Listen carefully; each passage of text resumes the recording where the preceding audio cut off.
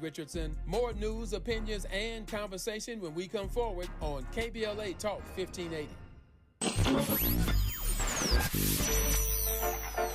2 years ago, on Juneteenth 2021, KBLA Talk 1580 launched with a promise to give disenfranchised fellow citizens a voice in current political, economic, social, and cultural issues with an empowering, sustainable, and restorative language. Everybody's gotta live the life under the sun, under the sun, under the sun, under the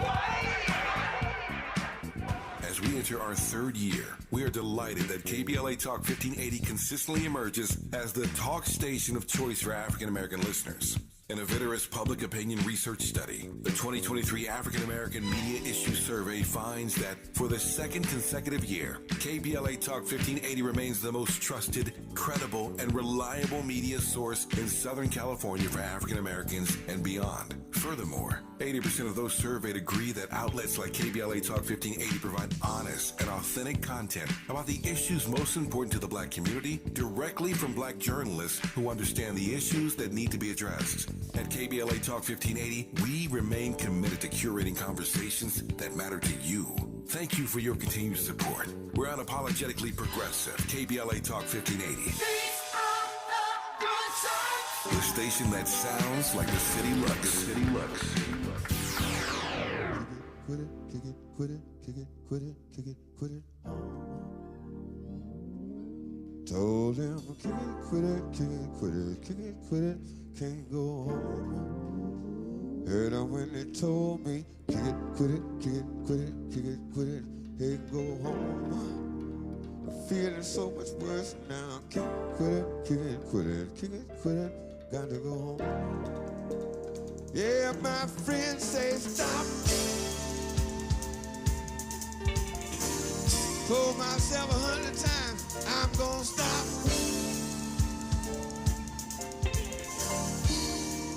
Yeah, my friends say quit it. They don't know how many times I've said, I gotta quit it. And then I say, tomorrow, tomorrow, tomorrow, tomorrow, tomorrow, tomorrow, tomorrow. Good morning, it's KBLA Talk 1580. Almost forgot I was on the radio for a second. Don't get me started with Gil Scott-Heron. That one is The Other Side, Part 2. And Dominique played some Gil Scott earlier on her show, the song that you're probably familiar with, Revolution Will Not Be Televised. But if you don't know, now you know. Gil Scott has many hits, including The Other Side right there, Volume 1, 2, and 3, Gun, Home is Where the Hatred Is. Anyway, that's not what the show is about. We're going to be talking about Alzheimer's in the Black community, and we have the perfect person here to discuss that with. Dr. Doris Molina Henry is a professor at the USC Keck School of Medicine, Alzheimer's Therapeutic Research Institute, and she is part of the leadership of the Alzheimer's Therapeutic Research Institute in San Diego as well. Her work is focused on the science of recruitment and retention of diverse participants into clinical trials, and she currently works on evaluating strategies that promote participation of cognitively unimpaired yet at risk diverse adults into studies that aim to help prevent the symptoms of Alzheimer's well before they begin. And that is of interest to all of us. I know we probably all know someone at least who has experienced Alzheimer's. But Dr. Molina Henry, thank you so much for being with us this morning. Thank you. It's a pleasure to be here with you and with your listeners. So I'm excited to talk about this very, very important topic. Yeah. I didn't even realize up until, recently that this was yet another area in which Black people are more likely to suffer. And we see it all the time where we're the more likely to die from this, to die from that. And it turns out we are also much more likely to suffer from Alzheimer's disease. And can you kind of get into that just to start off with? How what is the disparity? Why? What are the numbers? How much more likely are Black people to suffer from Alzheimer's than white people? Yeah, this is great, and I think it's a great place to start. So when we're talking about how it impacts disproportionately one population over the other, what we found, and it's noted in the literature, is that African Americans or Blacks are twice as likely to develop Alzheimer's disease or related dementia. Oftentimes we don't know if it's Alzheimer's disease exactly, but definitely cognitive impairment that may be debilitating enough. You said twice as likely? Maybe twice as likely. Twice as likely. White counterparts. Wow. That's correct. That is correct, and that is astounding. So this higher rate or incidence rate of presentation of the disease really creates an enormous disparity and a very important problem that we need to address now as populations continue to grow and are likely to face more difficulties, more challenges as a result of the disease. How can that be possible? It's not 10% more likely, Yep. 25%, twice as likely as our white correct. counterparts. How is that possible? So there's very little, there's limited understanding on how that is possible, but there are a number of factors that we attribute to this, and a lot of it are already existing health disparities. So there are a number of things that we can get into when we talk about what may go into this twice likelihood of developing a dementia. And there's the disadvantage of disparities in healthcare access and quality for the African American and Black community. That limited access to healthcare means that later diagnoses that are later then are likely to have less. There's likely to be less opportunity to do much to be able to counteract or slow the disease. We have also the differences in socioeconomic status. So individuals that are from lower socioeconomic status are likely to be more affected. Those that have had less years of education are likely to be more affected. And so when you group these risk factors together that are already disadvantages that exist in the Black community and you compound them, they turn into what we see as this double the likelihood of developing the disease. And then there's other potential reasons, but very much associated to these disparities across the lifespan that are faced by African Americans. No, you said something that's news to me. You said the less education someone has, the more likely they are to develop dementia and or Alzheimer's. That's correct. That's correct. What is and it? That is across the board. Go ahead. Yeah. No, I was going to say, and that's across the board on all populations, but we see that as a big factor in African American populations for sure. So why is it that less education means you're more likely to develop Alzheimer's or dementia? Is that because your brain has had to do less work, or your brain has gotten less exercise? Or what is it about less education that makes you more likely to develop dementia? In a way, all of those, right? So essentially, you build some level of resilience or neuroprotection with more education. These brain challenges are really what protect your brain and allow it to function longer into your older years. And so limited education early on in life has just limited the level of protection that a person has been able to develop. Now, that is a risk factor, but there are other risk factors that could still trump that risk. So somebody may be highly educated but still have a genetic component that may still make them more likely to develop Alzheimer's disease. But education is well known as a risk factor, and particularly in the African American community, not all education is equal. So when you make comparisons, there are researchers that have made comparisons in the South and in the North and have noticed even the same number of years in the South may result in higher risk of developing dementia for individuals because of segregation and then some of the experiences that those individuals had during their educational years and formative years. Yeah, in doing a little research for this conversation, I was astounded to learn that racism itself, experiencing racism, can be a factor in developing Alzheimer's. The things you don't realize that racism can do, it seems to just, the list is always growing. The more you find out. But there are so many things I want to ask you about when we come forward Dr. Molina Henry, and including there's a piece in the Associated Press, and shout out to JD for sending this to me, but it says that by 2060, cases are expected to increase fourfold among Black Americans. And oh man, that is really concerning. And we'll start with that, but there are so many things I want to talk to you about when we come forward right here on KBLA Talk 1580. We've got a lot to talk about. Good thing we've got 3 hours. More of Tavis Smiley when we come forward. You're ready to level up to your next home or your first home. But maybe you still have some questions. Come check out Rocket. We're ready to help. Start with a Rocket Mortgage home buying plan and get Rocket rewards along the way for cash toward closing. You got this, and Rocket's got you. Only with Rocket. Visit rocketbuyingplan.com to get started today. Call 866-357-5727 for conditions and restrictions. Equal housing lender license in all 50 states. NMLS Consumer Access.org number 3030. KBLA Talk 1580. We've got a lot to talk about. KBLA Talk 1580 joins you in standing for education as a right, not a privilege. Charles R. Drew University of Medicine and Science is a private, non-profit, community-founded, student-centered university committed to cultivating diverse health profession leaders who are dedicated to social justice and health equity for underserved populations. CDU does this through outstanding education, clinical service, and community engagement. Recently, Charles Drew University made history by opening only the 5th medical school at an historically Black university.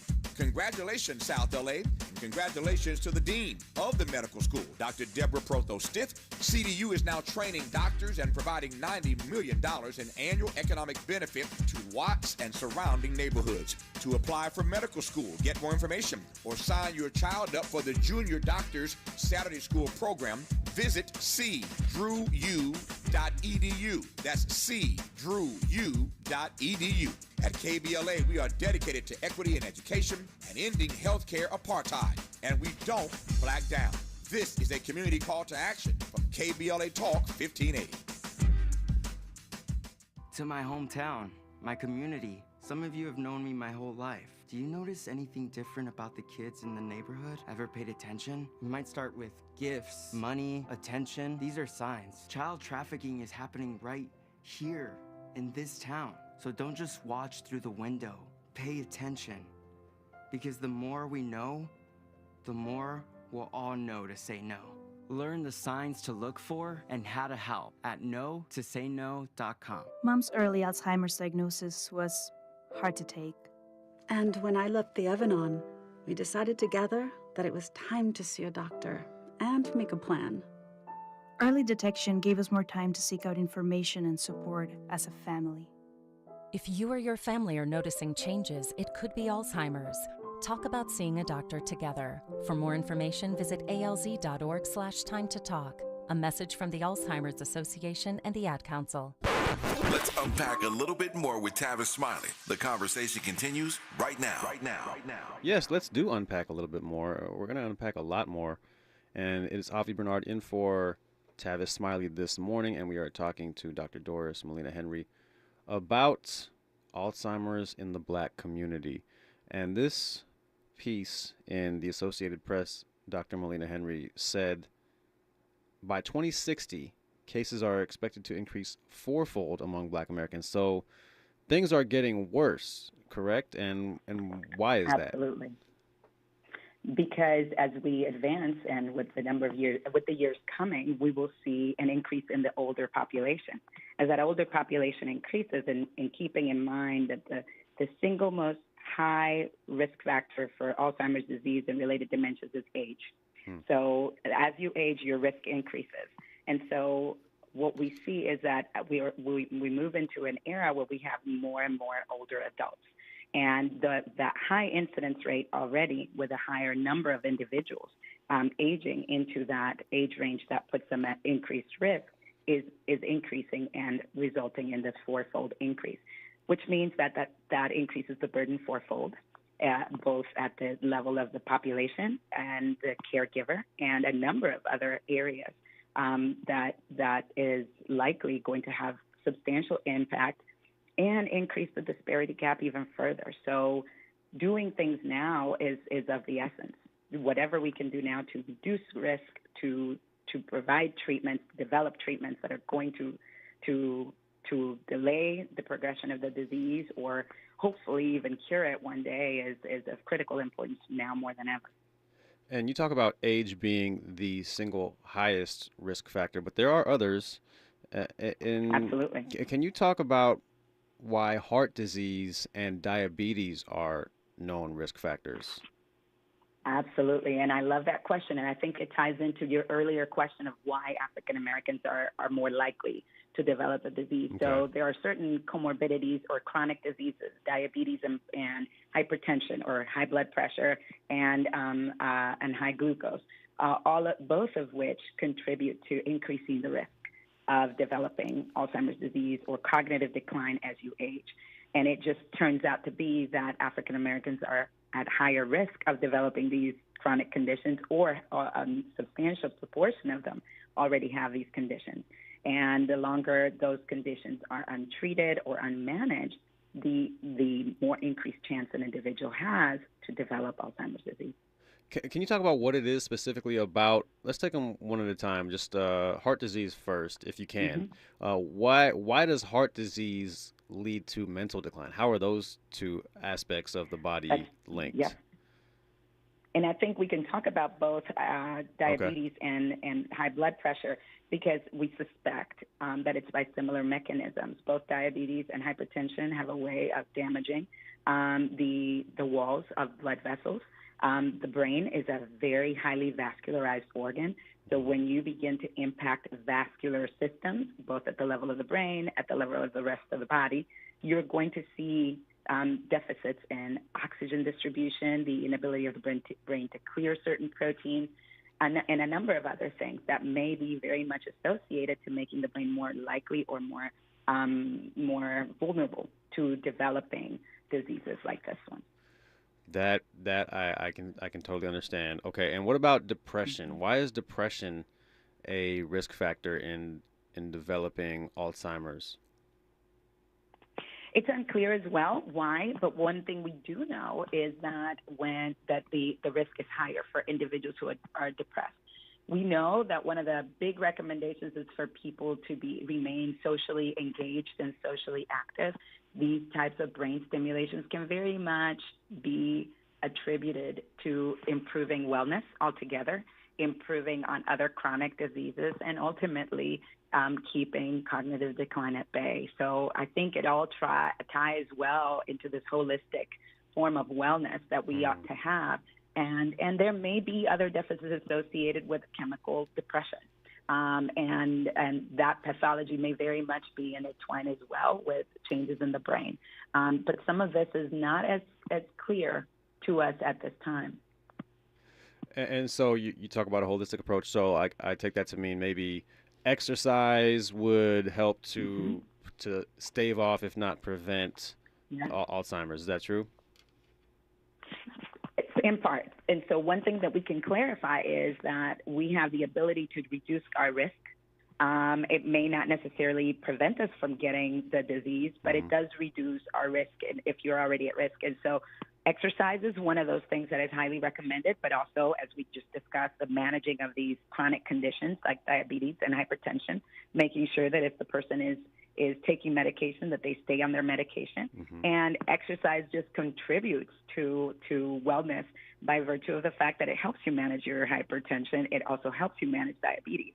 So all these things are very much intertwined. A diet that is brain healthy, and so there's some resources out on the internet, of course, on brain healthy foods. And so those are also recommended. What we don't know, and this is why I'm hesitant to say that it can delay the disease or impact the disease, what we don't know, in essence, is, in fact, whether these have an ability to do that, whether these lifestyle interventions we know reduce the risk, but don't necessarily mean that they can treat or prevent the disease. And so there's lots of research going into that, but the jury's still out on that at this time.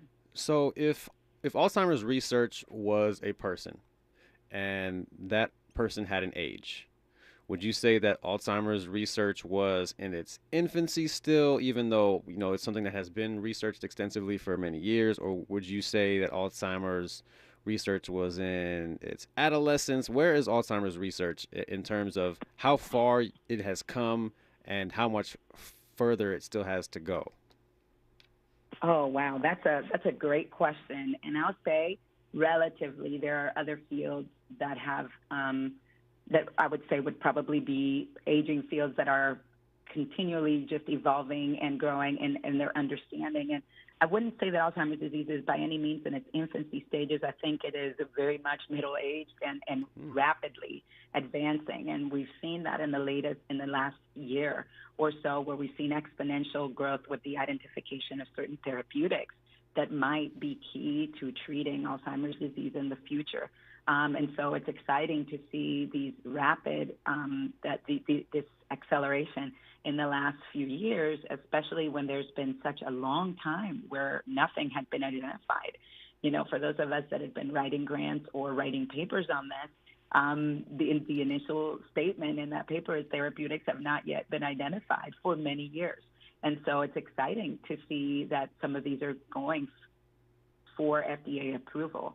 And are being evaluated at this time. That is incredibly exciting, and I do want to get into that a little bit deeper, just a little bit further into the hour, but it's Avi Bernard in for Tavis Smiley. We're speaking to Dr. Doris Molina Henry, who is a professor at the USC Keck School of Medicine Alzheimer's Therapeutic Research Institute. If you want to get involved in this conversation, give us a call, 800-920-1580.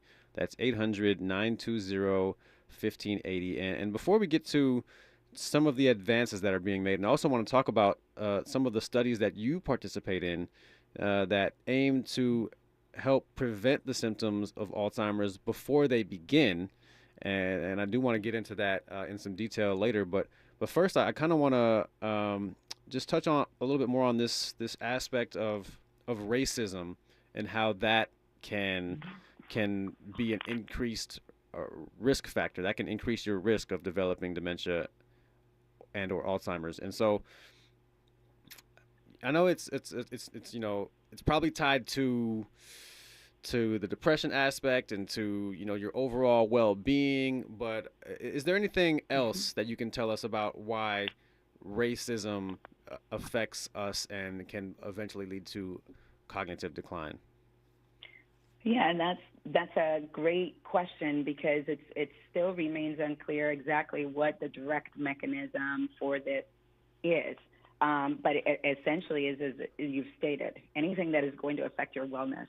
And it just so happens that racism disproportionately affects the wellness of African Americans, Blacks in this country. So anything that affects your wellness and your ability to cope or challenges your coping mechanisms is likely going to lead to deterioration in your ability, in your physical, in your body. Really interesting research that has been coming through in the last few years really talks about this idea of allostatic load, and that we all have this balance, essentially, and that we are able to manage stress. I mean, essentially being in very hot weather can be a stress.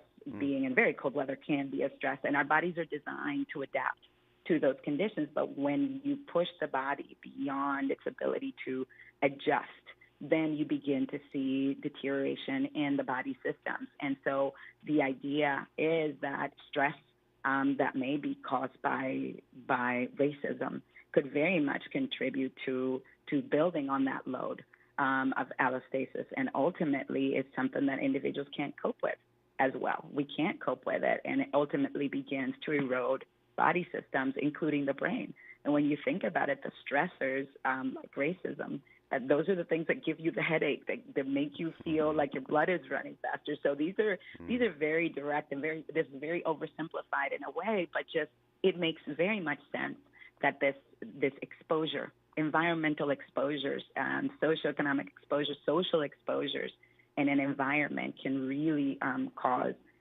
damage to the body over the long run.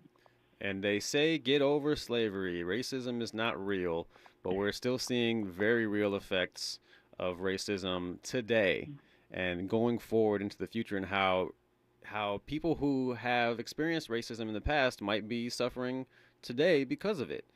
And it's really tragic. But absolutely, I want to ask you about genetics and how big of a role genetics do play in Alzheimer's, because let's say that, maybe someone's mother had Alzheimer's and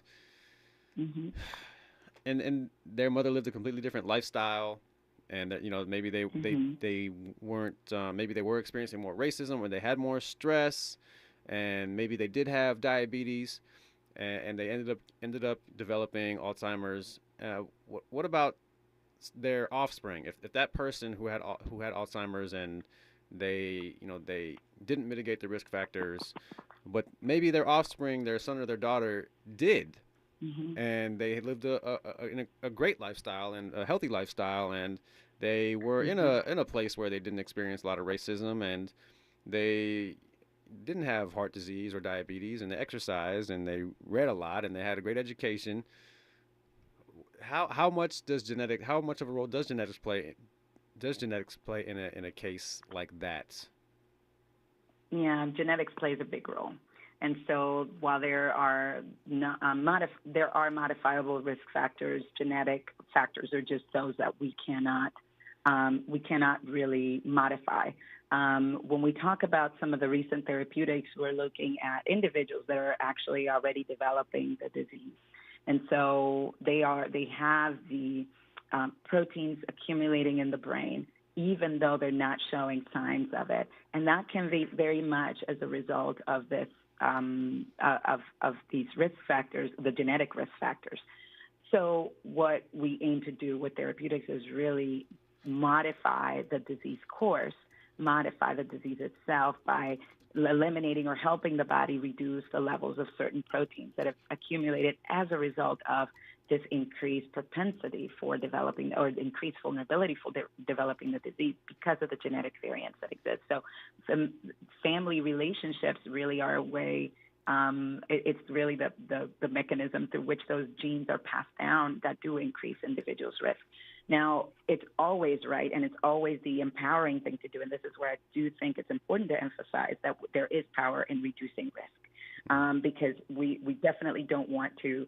There may be genetic risk, and things can develop slowly for somebody who already has that predisposition, genetic predisposition, but they may be accelerated for someone who has the genetic predisposition added to obesity, diabetes, hypertension, among other diseases. Let's hold that thought right there, Dr. Molina. We have to step aside really quickly, but I do want to get back to that and talk more about genetics and the research you're doing in kind of battling those proteins that are being built up. We're going to get into that right after news, traffic, and sports right here on KBLA Talk 1580. KBLA Talk 1580 is an intervention. When we come forward, includes you. KBLA Talk 1580, turning pain into power. I'm Ray Harris, and here's the latest from the Black Information Network. I feel like we're in a war. President Biden calls it a wave of tragic and senseless shootings. What happened was unimaginably disgusting and horrifying. 10 people are dead and 38 are wounded, and 3 separate mass shootings in the United States over the 4th of July holidays. Everybody use caution. We still got somebody out there firing shots. Police in South Carolina say a 69-year-old woman was killed by an alligator while walking her dog on Hilton Head Island. We heard a whistle blow around about 6 o'clock, screaming everyone to get out. Beachgoers from New York to Florida are keeping their eyes on the water following shark attacks. We had 2 sharks spotted off of field number 4, which is just to our east. And that's the latest. I'm Ray Harris on your home for 24/7 news, the Black Information Network, and BINnews.com. Need an accident attorney by your side? All you got to do is call the accident guys. Injured in a car accident or at work? Call the accident guys to speak with a real expert attorney for a free consultation. Is this the time? This is the KBLA Sports Minute with Ray Richardson. It was not a happy 4th of July for the Dodgers. Their bullpen gave up 3 runs to Pittsburgh in the 9th inning. The Dodgers end up losing by 2. Pittsburgh and the Dodgers battle again tonight at Dodger Stadium. First pitch at 7:10. The NBA will test its new flopping rule at the Summer League in Las Vegas. The 10-day action for rookies and free agents begins Friday. Players will be on notice to think twice before flopping in an attempt to draw a foul. If a player tries it, the new rule gives the opposing team a free throw attempt and possession of the ball. The player also will get hit with a technical foul. The Lakers and Clippers will have their rookies and free agents in Vegas. Neither team is scheduled to play the San Antonio Spurs and their number one pick, Victor Wembanyama. Wembanyama will be with the Spurs in Vegas. No debates, no speculation, just the info you need. That's your KBLA Sports Minute. I'm Ray Richardson. More news, opinions, and conversation when we come forward on KBLA Talk 1580. You're listening to K-Drip, where we play all the best classic water-wasting hits like Sprinklers in the Rain and Leaky Faucets.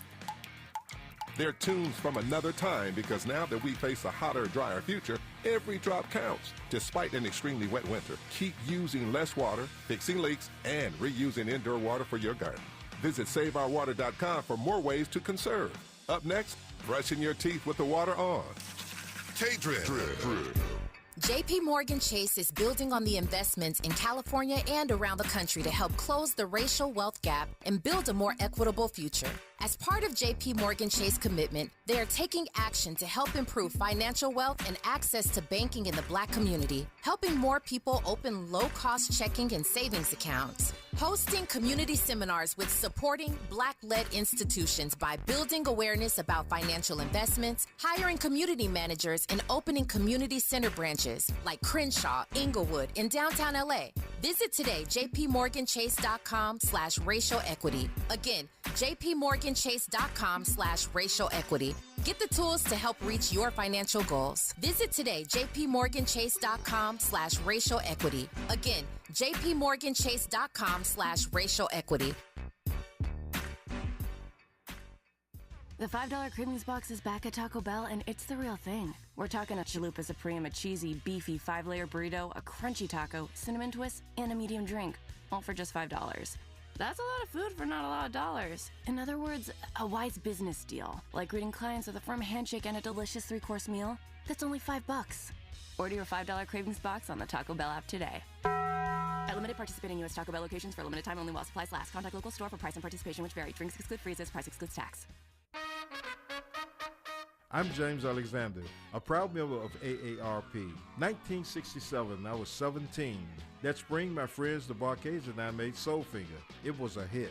Number 3 on the charts. That summer, we became the great Otis Redding's band. First gig, the famed Apollo. That fall, we toured. That winter found me in a morgue identifying the bodies of my bandmates and Otis Redding. My music and their memories bring me joy. The Barcades, forever. What would you call a joy that is as solemn as it is sweet and knows no bounds? A joy that's beautifully rooted in soul and resilience. This is Black joy, a joy that reflects pride and honor despite every challenge. AARP believes the power of Black joy is limitless, and we celebrate this joy supreme. Join us in celebrating Black joy at aarp.org/blackcommunity. Broadcasting live from Lamert Park, USA. Welcome back to your home for unapologetically progressive radio, KBLA Talk 1580. It's Avi Bernard in for Tavis Smiley. Thanks for joining us. We are joined by Dr. Doris Molina Henry, professor at USC Keck School of Medicine. And Dr. Molina Henry, really grateful to have you on and help us understand, you know, some of the intricacies of Alzheimer's disease and how it affects Black people in particularly. And I just can we talk about the disparity in mental or rather healthcare, and how the lack of a fair healthcare system and healthcare equity can affect people at the diagnosis stage, and how a lot of times, as in other areas, people don't believe Black people when we say we're in pain, or in the case of a caregiver, they may not believe when that caregiver is describing what their loved one is going through, and how that disparity can affect Alzheimer's and the development and how early diagnosis is such an important factor. Absolutely. I think you've hit the nail right on the head. This contributes to the disparity significantly. It's not just in the access, but it's also in the quality of healthcare and also how people feel about the quality of the healthcare that they are receiving. If you're less likely to feel comfortable or you feel discriminated against in the medical setting, you're less likely to go and get checked out. You're less likely to find out and seek a diagnosis. You're less likely to have the opportunity to address this issue as it evolves. And so I think that's a big contributor to why people may find themselves in a place where they might rather deal with it at home. At times it turns into the stigma of believing that it's not Alzheimer's disease, that this is just normal as we age. And we tend to be protective of our community. We tend to be protective of our family members, not wanting, especially in their time of vulnerability, for them to be exposed to further mistreatment. So I do think it's a big contributor. It's also a big contributor in the way in which information is communicated in the medical setting, whether there's a diagnosis made or the lower rates of diagnosis, access to a neurologist, access to the individuals that are likely to be able to dig deeper and determine what is happening with a given individual when they come. And so that sense of that discrimination that is faced by a lot of people ends up turning into this lack of access in a way because you don't feel that it's really designed to address your needs. So there's cultural barriers there, and there's also the issue of health insurance coverage. So all of these things run in together to really create a disproportionate impact on the Black community. Thank you for that. And when we were talking about risk factors, there's one thing I meant to ask you about. What about lack of sleep? Does lack of sleep, is that an increased risk factor? Yeah, and since you bring back the risk factors, we've talked about genetic factors, and I did want to emphasize or clarify a little bit that, you may have the genetic risk and still be able to fight that risk with a very healthy, holistic approach to your lifestyle. When possible, that's not always possible, and it's not easy. And a lot of these programs may be designed in a way that don't necessarily cater to different cultures. So that may be a deficit of it. However, that can contribute to reducing the likelihood of developing the disease. So somebody may have the genetic risk factors but not develop it, and someone who does not may have the genetic risk factors may still develop it by virtue of these other factors. And now going into what you're suggesting or indicated, does sleep play a role? And absolutely. So when we talk about vascular function, we talk about clearance in the brain, we talk about proper blood flow, anything that we disrupt that is normal physiological process that affects those elements of our bodies, of our brain, are going to contribute to the risk of developing the disease. And so there is quite a bit of literature that addresses the lack of sleep as we age, disrupted sleep apnea, as being big contributors to the cognitive decline as we age.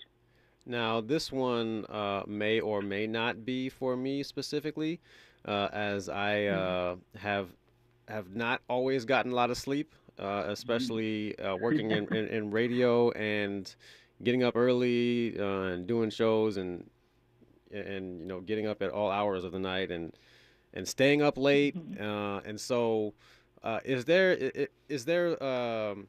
let's say if you have not gotten a lot of sleep historically, if you start getting sleep, does that help to then kind of reverse that increased risk factor? Or once you've gone on the path of not getting sleep, is there like a point of no return? No, I think there's always a point of return until you start to develop symptoms or progressing into the disease. Once there's a diagnosis, it's very clear that there's been an advancement towards that decline.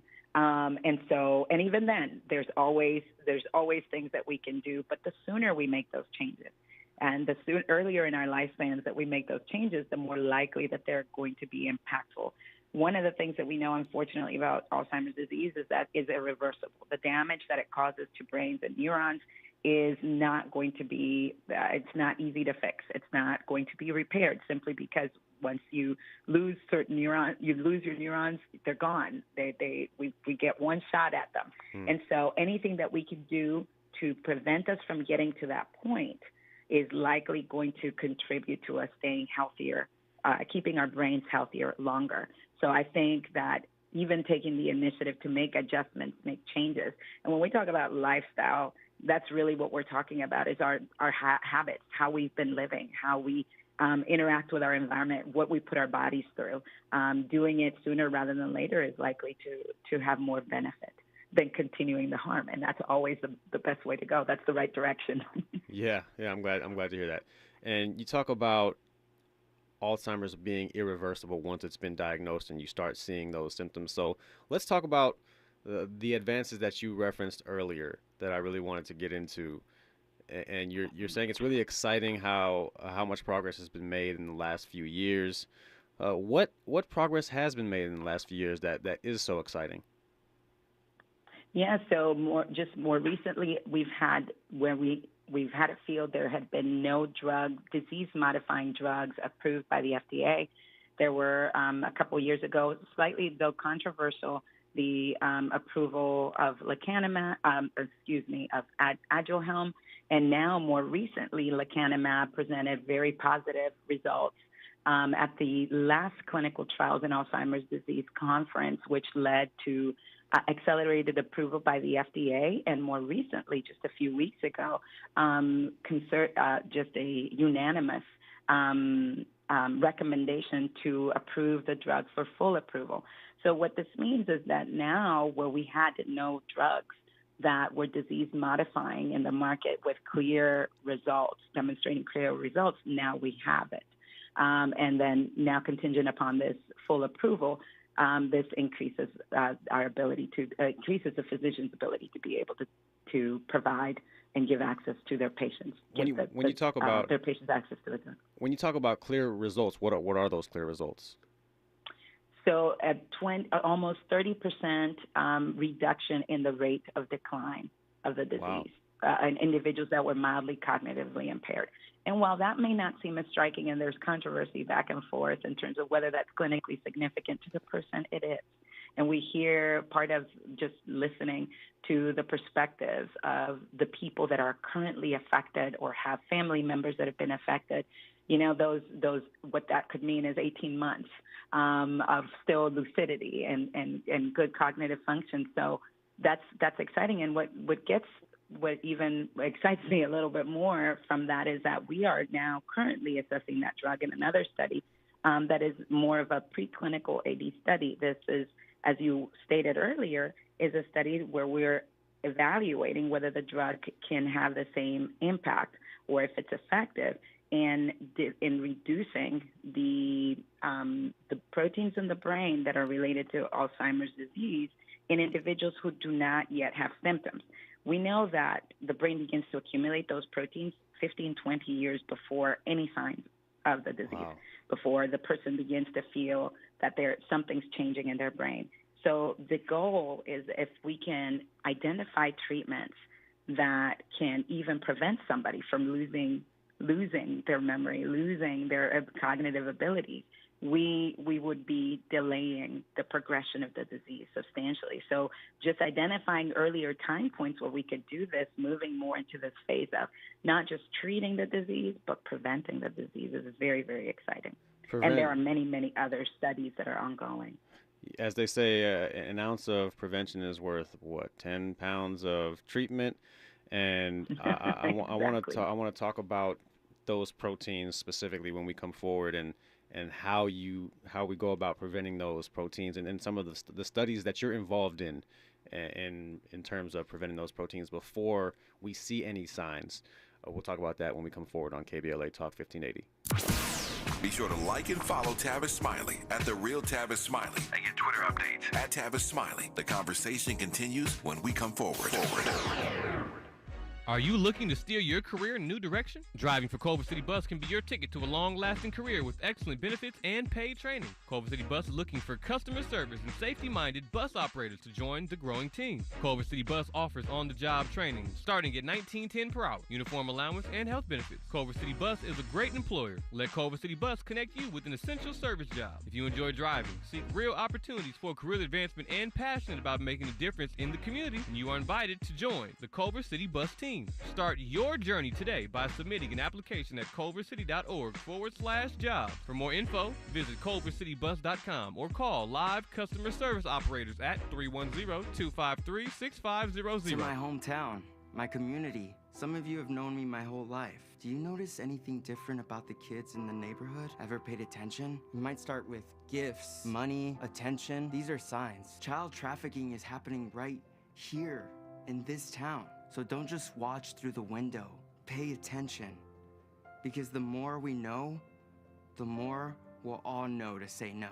Learn the signs to look for and how to help at no-to-say-no.com. Hey, Dad, how do airplanes fly? What's in this box? Is this tree good for climbing? How are babies made? What does this thing do?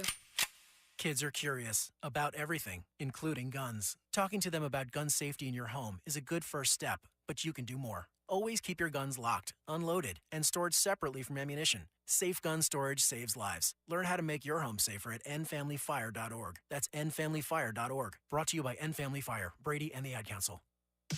Believe it or not, I haven't paid full price for summer must-haves in as long as I can remember. With the epic deals at Kohl's right now, you won't need to either. I saved on so many great finds, like cute tees for just $7.99 and outdoor furniture for 50% off. And the cherry on top was earning Kohl's cash on all of it. So take it from me. You need to get to Kohl's ASAP. Select styles. Offer ends July 4th. Some exclusions apply. See store or Kohl's.com for details. This is KBLA Talk 1580, where hate meets a scholarly match. Hey. It's Avi Bernard in for Tavis Smiley this morning, and we're joined by Dr. Doris Molina Henry of USC's Keck School of Medicine, Alzheimer's Therapeutic Research Institute. Dr. Molina Henry, let's talk about those proteins you mentioned. Those proteins in the brain, and those proteins in the brain are what causes Alzheimer's, correct? So we know that it's related to the presentation of Alzheimer's disease, and some more recent evidence make it even a more compelling finding. So this protein is known as amyloid, but it's one of many mechanisms by which this disease may progress. It is a striking finding when you look at the brains of individuals under imaging and seeing the amount of amyloid that can accumulate in individuals that have cognitive decline. And so we suspect that these genetic risk factors may contribute to the higher accumulation and limited clearance of those proteins. And as they accumulate, they aggregate, they begin to cause damage. And they cause damage across different parts of the brain. And that's kind of in its most simple form. How do you identify? What we're referring to when we talk about proteins. How do you identify these proteins? That's a great question. Yeah.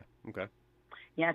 So these are typically the gold standard has been using a positron emission tomography. So that's a mouthful, but also known as a PET scan, where an individual would receive a tracer, and essentially they would go into a scanner, and these areas where amyloid was present could be seen in the image.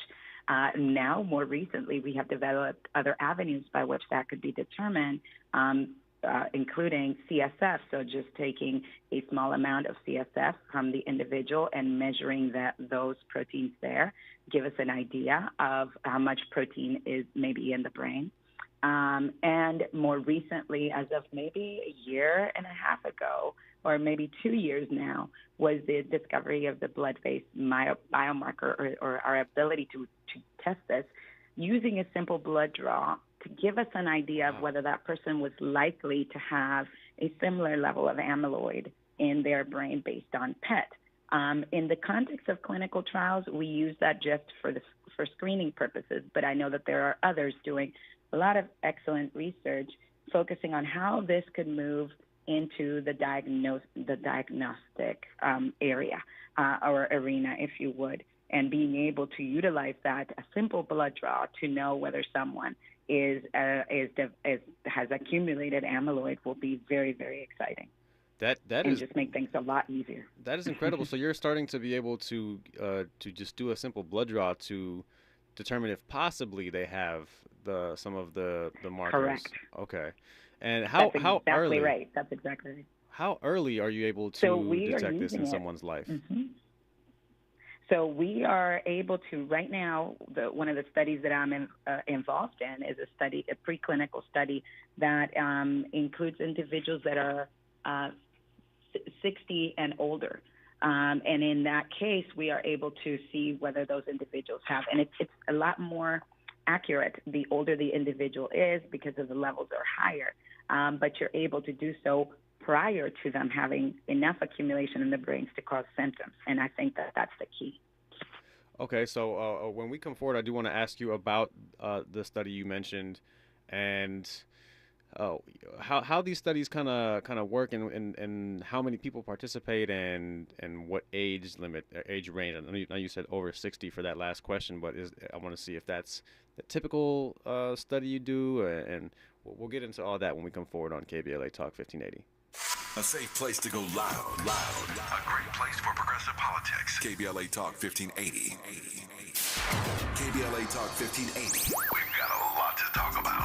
KBLA Talk 1580, connecting you with services and solutions. South Central Youth Empowered Through Action is the youth component of the impactful CBO, known as the Community Coalition. South Central Youth Empowered Through Action has chapters at almost every South LA high school. Say Yeah, as they are popularly known, is located at 80th and Vermont, but serves young people all over South LA. Under the COCO umbrella, they train youth organizers, help underserved scholars prepare for college, and work with students to help them gain admission to top universities. South Central Youth Empowered Through Action fosters teen activism, where young people have led campaigns moving tens of millions of dollars to South LA schools and forcing officials to make AP classes available to students in under-resourced institutions. SCEL scholars have taken part in the March on Washington, been published in major news outlets, and been elected to city council. Long before she was mayor, Karen Bass started the program when she founded the Community Coalition. To donate, volunteer, or enroll a student in South Central Youth Empowered Through Action, please visit cocsouthla.org. cocsouthla.org. This is a community call to action from KBLA Talk 1580. Gotta stay fresh, my house shot with a rest bar, Have you visited us online for the grand opening of KBLA.store? For the best in new merch, gift ideas, books, media, and more, log on to KBLA.store. Be sure to check out our KBLA team favorites at KBLA.store today. That's KBLA.store for all the official merch on your favorite talk radio station, KBLA Talk 1580. The bounce is back. You're listening to K-Trip, where we play all the best classic water-wasting hits like Sprinklers in the Rain and Leaky Faucets. They're tunes from another time because now that we face a hotter, drier future, every drop counts. Despite an extremely wet winter, keep using less water, fixing leaks, and reusing indoor water for your garden. Visit SaveOurWater.com for more ways to conserve. Up next, brushing your teeth with the water on. K-Drip. Conversations that matter. You're listening to Tavis Smiley on KBLA Talk 1580. All right, we're back with Dr. Doris Molina Henry. We have just a few minutes left, and I still have so much to ask you. We could finish the show up till noon talking to you, but we've got a few minutes here. And so one of the callers, we had a caller call in and ask if you can talk about medications that people can get to use to prevent or treat Alzheimer's. Yeah, unfortunately, we are not just quite yet at that stage, and our hope is that the results from these studies that are really designed to determine whether these investigational treatments are actually going to work are underway. So that is the exciting thing, whereas before we weren't necessarily even looking at this time point. It's been an exciting expansion of the field so that hopefully in the next few years we'll begin to see treatments that can help prevent the disease.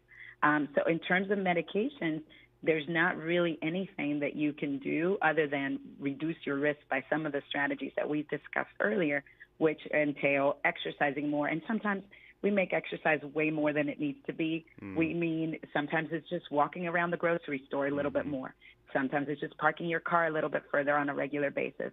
Sometimes it's just going for that walk or walking even around the house and just making sure you get some steps in, ensuring to eat plenty of fruits, vegetables. And these are recommendations that have been around for a very, very long time. So they're not a dramatic shift in our mindset. Getting that sleep.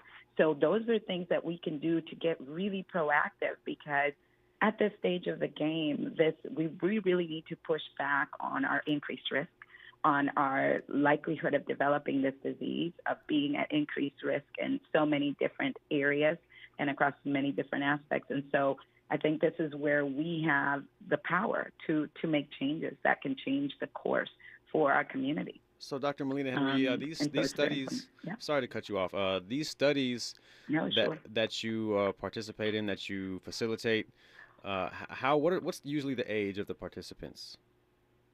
So for the HEAD study, which is, and you can read more about it on headstudy.org, is a preclinical Alzheimer's disease trial. So in individuals that may already have some accumulation of amyloid, particularly in their brain, and they are 55 to 80 years old, they are invited to do answer some very simple questions on the website and see if the study is actually a good fit for them. But it is a study aimed at determining whether in people that already have some accumulation, we can prevent them from developing the symptoms of the disease.